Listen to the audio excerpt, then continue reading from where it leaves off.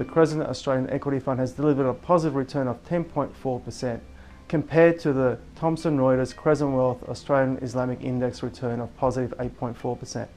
That has largely been driven by our overweight positioning in small companies. And we've also benefited from being overweight at resources as well.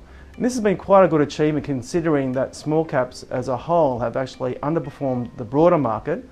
Small caps are actually down 2% for the 12 months to March 2014, and resources have also been flat. So we've done pretty well selecting good stocks within those sectors to help deliver the good performance over the last 12 months.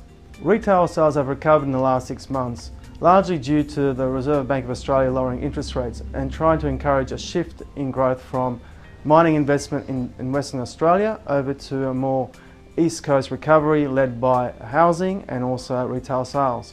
And it has achieved this through lowering interest rates, and this leads to higher consumption and improved affordability of housing, which encourages people to go out and buy houses immediately. Cardno is a stock we recently added to the fund. It is an engineering services company that has grown consistently over the last decade. It is one of the top 35 global engineering companies in the world with turnover greater than $1 billion.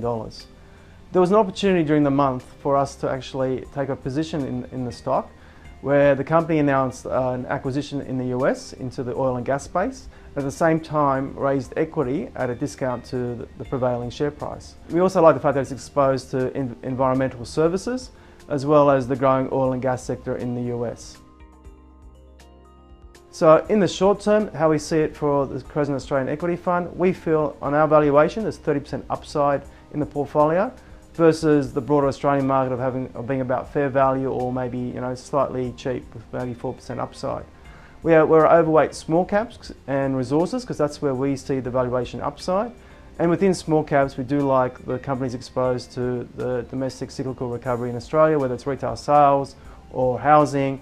We feel that those companies have good leverage to the strong pickup we're seeing in those two sectors.